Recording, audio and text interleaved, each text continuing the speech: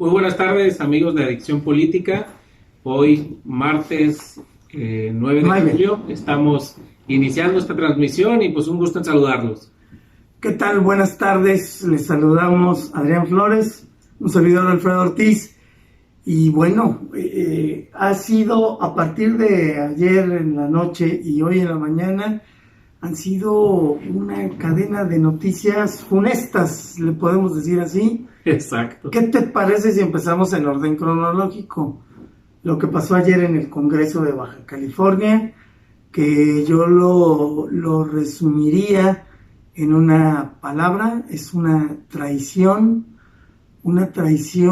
de los diputados del PAN, de Morena, de... Pues prácticamente todos, nomás PVC no se presentó. PVC no fue y dos diputados del PAN, uno votó abstención y dos no se presentaron. Una traición de todos ellos a los ciudadanos de Baja California, una traición a las leyes vigentes. De entrada, ¿tú cómo la ves? Coincido, Alfredo, yo creo que el gran tema aquí es, acabamos de cerrar un proceso electoral que vivimos de cierta manera con intensidad.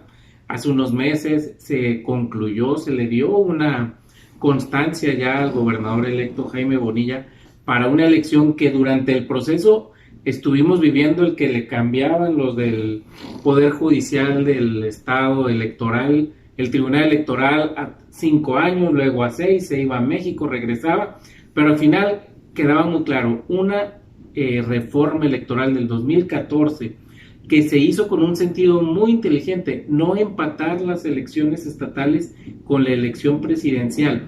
Ese es el gran tema que yo siento aquí que se está poniendo a consideración. Con esta modificación que pasó la noche de ayer, quien va a decidir los destinos de Baja California va a ser la campaña presidencial. Ya vamos a correr la suerte de quienes sean los candidatos presidenciales, y la gente cuando salga a votar se va a ir más por una campaña nacional que la campaña local, y los temas locales van a quedar totalmente fuera del debate y de la discusión, y muchas veces van a correr los partidos la suerte que corre el candidato a la presidencia de la República.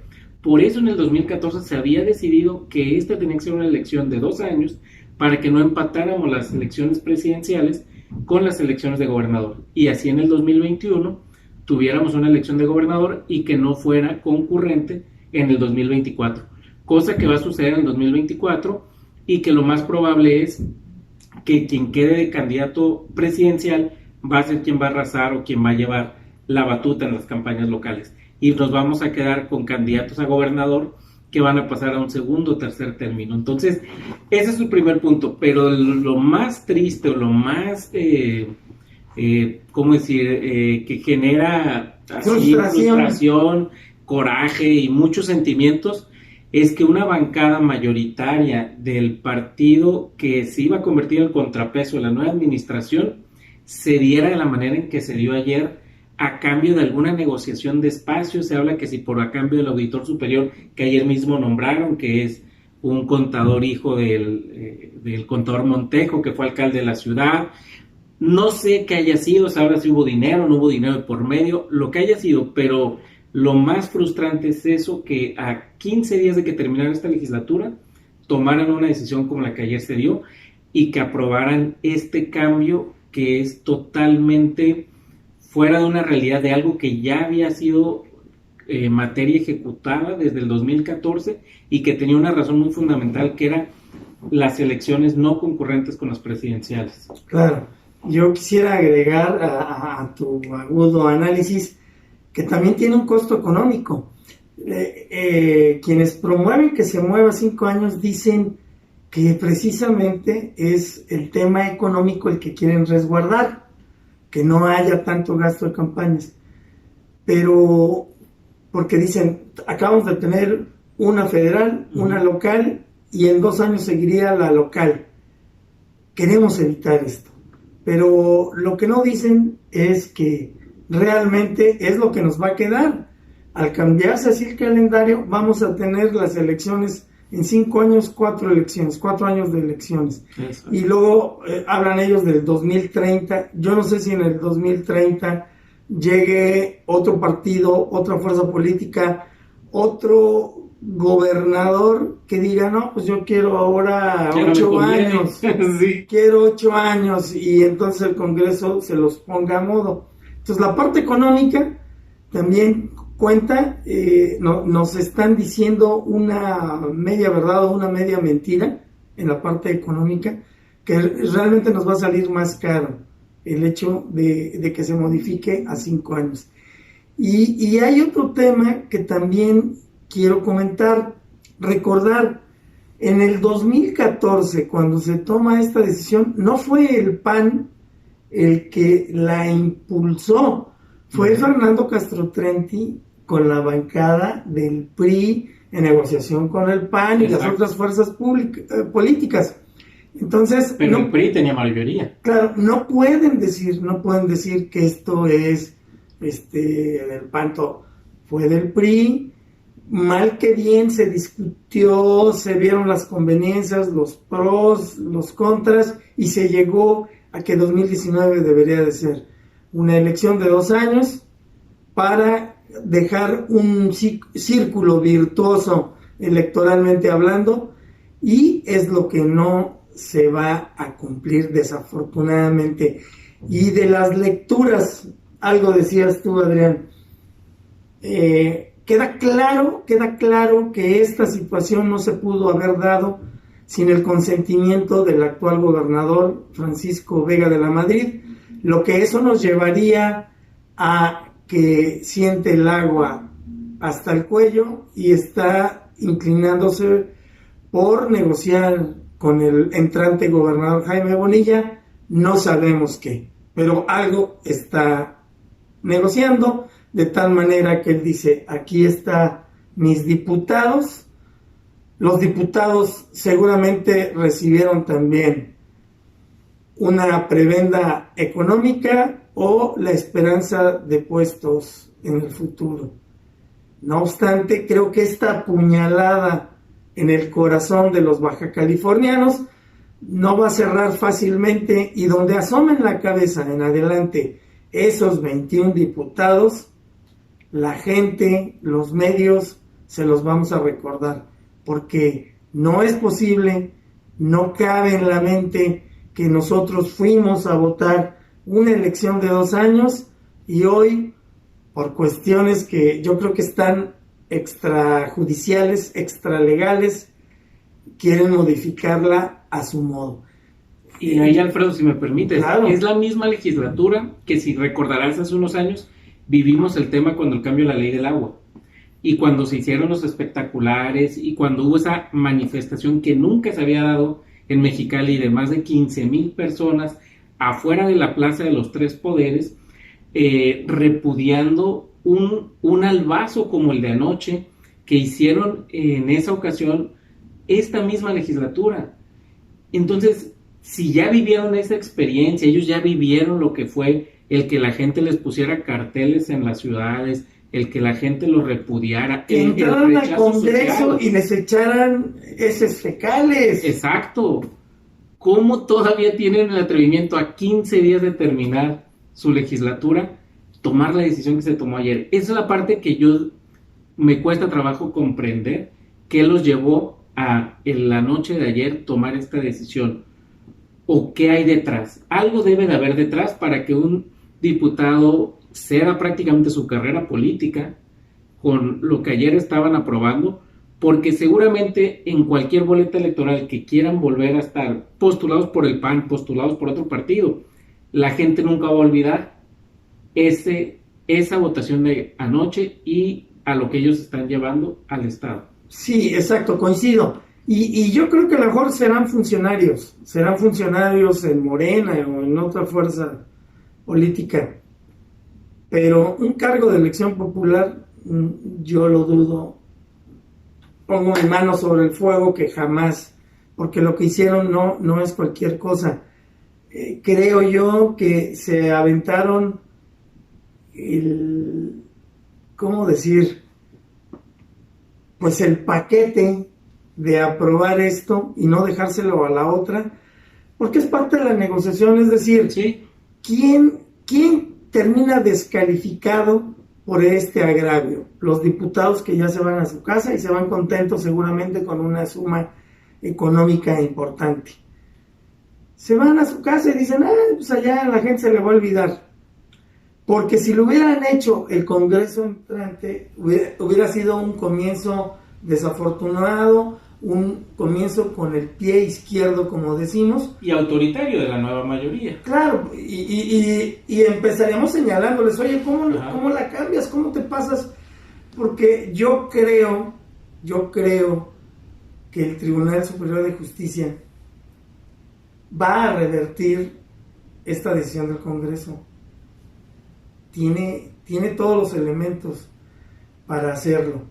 Entonces, si entraran el nuevo Congreso y se hubiera aventado este paquete, pues los estaríamos señalando, y de ahí en adelante el desgaste sería pues muy durante fuerte, durante los próximos 3 años. Sí, 2, bueno, Sí, lo que van a durar, exacto, sí. Pero lo midieron, dijeron no, que se los avienten a estos camaradas. Los que ya se van. Los que ya se van, porque además si no, mira, resulta que vamos a llegar y vamos a empapelar. Y por salvar el cuello dijeron, bueno, me van a dar una lana y aparte me voy a ir ya y se les olvida a la gente, pues me la aviento, ¿no? Entonces, yo creo que es una desafortunada decisión de estas gentes que bueno, yo en otras emisiones los he calificado de payasos, por lo que recordabas tú. Uh-huh. Llegaron y dijeron, vamos a cambiar ahora sí la estructura del gobierno y no sé qué, hicieron ahí su faramaya, por ahí que enseñaron cifras que bajaron algún presupuesto y luego pues se pusieron a hacer lo mismo que todos los diputados, quisieron incrementar el agua. Para incrementar el agua trataron de convencernos de la necesidad del incremento en los costos del agua, y luego cuando vieron el tamaño del problema dijeron damos marcha atrás, y luego nos querían convencer de que era lo mejor. O sea, eso solo lo hacen los payasos, y luego vienen las solicitudes de préstamo que se dieron y el endeudamiento. Ha sido una legislatura controvertida en el sentido de las votaciones que se han dado y en los compromisos que han llevado a las finanzas del Estado. Entonces, con más razón, ¿qué hubo de por medio para que el día de ayer, o para que a unas horas de que ya se haga la entrega-recepción entre ambas cámaras, entre la Cámara saliente y la Cámara que entra, tomaran esta decisión? Esa es la parte que nos deja con muchas dudas, que nos deja pensando en esas arreglos, esas decisiones cupulares que seguramente hay entre el equipo del gobernador saliente Kiko Vega, entre el equipo del gobernador entrante Jaime Bonilla, porque Jaime Bonilla ha estado insistiendo desde la campaña y en cada momento en ampliar su periodo. Pero esa decisión no dependía ni de él, ni era una decisión que debería de haberse dado como se dio la noche de ayer, sino que eso lo decidieron en el 2014 y una razón tenía y tiene, y yo creo que el riesgo más fuerte es eso, juntar las elecciones estatales de gobernatura con las de presidente, porque nos va a pasar lo que en muchos estados donde sucede eso, la gente sale y vota por un candidato a la presidencia y en cascada va a votar por todos los demás puestos, que estaríamos votando presidente de la república, gobernador, alcaldes, diputados federales, senadores, diputados locales y regidores, más de 6 o 7 boletas al mismo tiempo. La gente no va a tener capacidad de diferenciar entre unos y otros, y eso lo vamos a ver el 2024 cuando sea una concurrencia de madera. Esperemos que no, pero es lo que ayer decidieron los diputados locales cuando eso ya se había discutido en el 2014 y no es lo viable. En Baja California hemos tenido elecciones federales donde en el 2012 ganó Peña Nieto fuertemente y en el 2013 la gente decidió y votó por Kiko Vega. En un año u otro cambiaba el voto de la población. Estaríamos diciendo que si fuera así en el 2012 hubiera ganado el PRI todo y se hubiera llevado desde la presidencia, la gobernatura y las alcaldías. Entonces, si somos un ejercicio de la alternancia, y Baja California desde el 89 fue el primer estado en vivir la alternancia, y el PAN se supone que promueve el espíritu democrático, ¿por qué ayer avala algo que va totalmente en contra de que se pueda dar la alternancia en el Estado y que estamos entregando a que el partido en la mayoría pueda en un momento ganar todo en un voto en cascada? Así es, creo que el tema no se cierra aquí. Yo no sé si ya dices tú que queda ahí, ¿por qué tomaron la decisión? Yo no sé si ya es importante saber los razonamientos de los diputados, de estos 21 diputados, por qué votaron este crimen. La verdad que lo que esperaría pues son puras evasivas, puras justificaciones que no llegarían a la verdad. La verdad está en las componendas para limpiarse el trasero. Es a final de cuentas. Se dieron porque saben que no andan con la conciencia muy limpia y dijeron es nuestra oportunidad de salir airosos. Seguramente también hubo alguna cifra económica para terminar de convencer y bueno, así las cosas, y yo creo que muchas explicaciones no tienen el caso. Yo creo que si tuvieran vergüenza deberían de renunciar. No se renuncian las diputaciones, pero creo que después de esto se deberían de ir a Alaska, a la Patagonia, a algún lugar lejano, porque el desprestigio les va a durar toda la vida, como ese eslogan que dice, ¿no? Que el diputado te dura 3 años, pero el desprestigio, 21 diputados criminales, les va a durar toda la vida. Pues vámonos a otro tema, amigo. Vámonos. Mañana movida. ¿Cómo viste hoy que se va el secretario de Hacienda? Su carta. Sí, yo creo que la carta trae muchos mensajes entre líneas.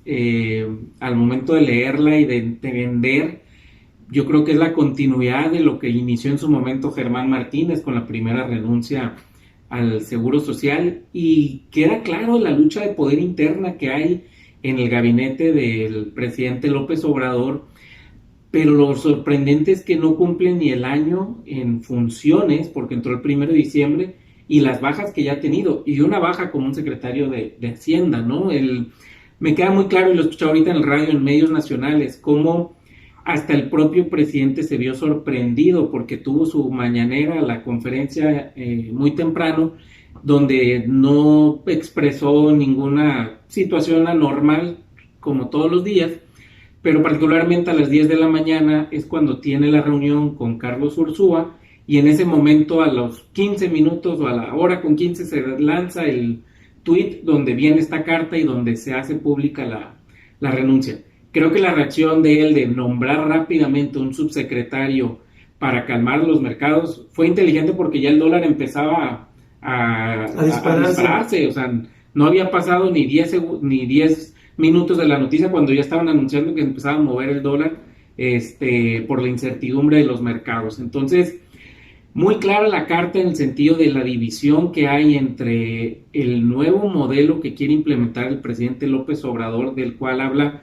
en contra del neoliberalismo, pero falta explicarle al presidente López Obrador que el mundo así está y que es un mundo que se mueve globalizado y que él no puede ir contra. Pareciera que se quiere meter una máquina del tiempo y regresar a los años 70 o antes, ¿no? Cuando era otra economía la que se vivía en el mundo.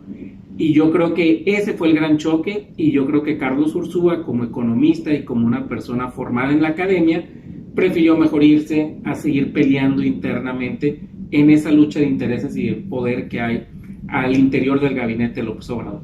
Claro, si me permites voy a leer la carta, no es nada extensa, exacto, pero creo que es muy puntual. Dice: estimado presidente López Obrador, no sin antes manifestarle mi profundo agradecimiento por haberme dado la oportunidad de servir a México durante su primer año de administración, me permito comunicarle que he decidido renunciar a partir de esta fecha a mi cargo de secretario de Hacienda y Crédito Público. La carta está fechada hoy martes 9 de julio. Dice: discrepancias en materia económica hubo muchas.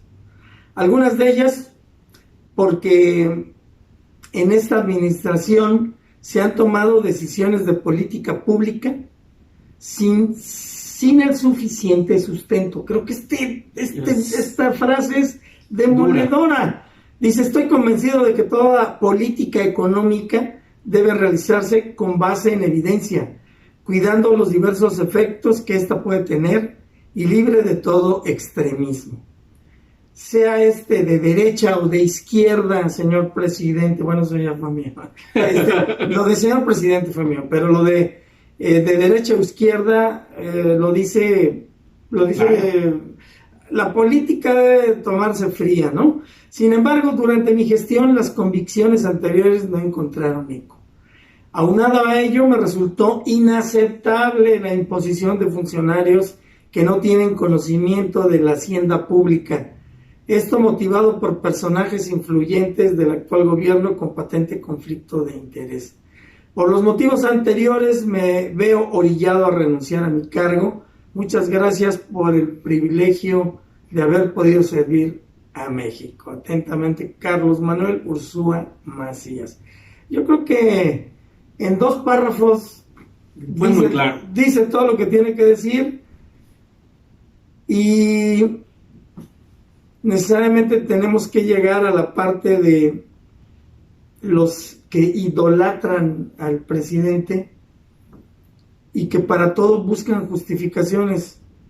Ahora quiero ver qué justificaciones le dan a estas ideas, a estos planteamientos que hace Ursúa, de por qué no se puede tomar decisiones a la ligera, lo está diciendo de alguna u otra manera, decisiones a la ligera que tienen que ver con cuestiones más quizá de capricho, de decisiones más políticas que de conocimiento de la hacienda pública, de los hechos, de las posibilidades, de la capacidad de realizarse o no dicha actividad. Entonces, y luego cuando le imponen además, digo que eso no nos debe sorprender.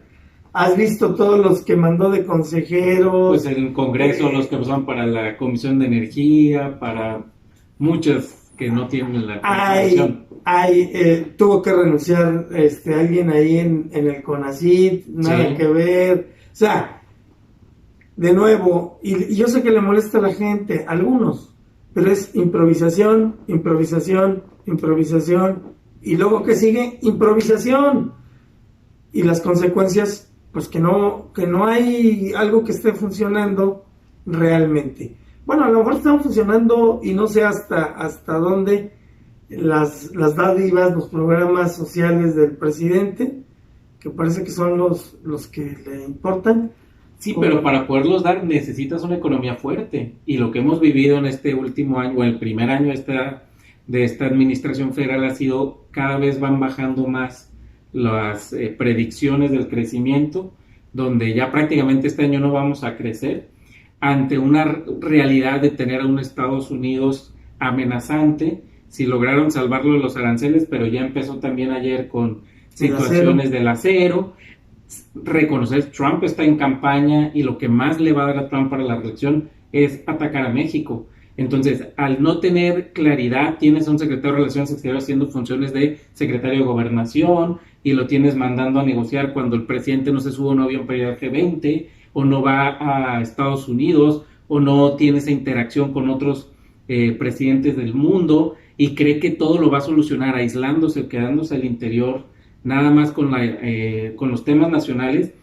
Yo creo que esta es una gran llamada de atención para la Administración Pública Federal y donde tendrá que poner orden y tendrá que poner un gabinete que realmente esté preparado, porque lo que dice ahí en las frases muy claras para la política pública se requiere tener evidencia para la toma de decisiones, pues está muy claro el ejemplo de lo que significó cancelar el aeropuerto de la Ciudad de México, lo que está significando querer hacer refinerías cuando tienes a un Pemex quebrado y cuando tienes una dependencia que tienes que prácticamente reconstruir, cuando estás cortando muchos de los gente que tiene la experiencia con los recortes de presupuesto y con los recortes de de salarios a la gente que prefiere irse mejor a trabajar a otro lado porque ya no está encontrando un sustento de vida en el gobierno público, pero tenían experiencia y años de estar en la función pública. Entonces, todo esto que está pasando yo creo que debería de servir para que realmente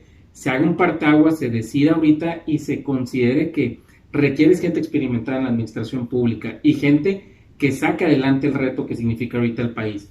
Porque no todo es dar becas a los alumnos, no todo es dar apoyos a la gente.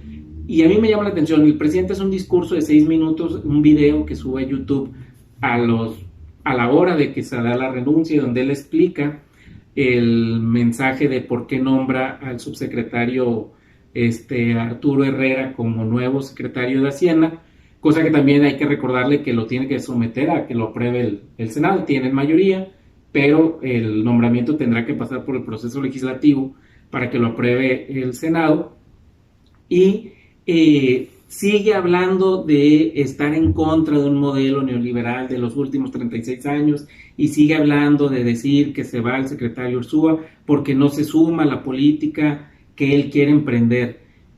Yo creo que ahí, señor presidente, necesita ver qué está pasando en el mundo, qué es lo que se está dando. No nos podemos aislar como un país de la economía internacional. Y yo creo que espero que el nuevo secretario, que viene también de haber estudiado en Estados Unidos, en Nueva York, y que se ve que está preparado, pues que no caiga en ese juego de querer todo solucionarlo nada más con la política interna y aislándonos, porque si nos aislamos vamos a decrecer y muy pronto podremos tener una devaluación o problemas más fuertes en la economía. Yo difiero del buen deseo que tienes, Adrián. Dices que ojalá todo esto sirva para que el presidente nombre un gabinete de nivel, de altura.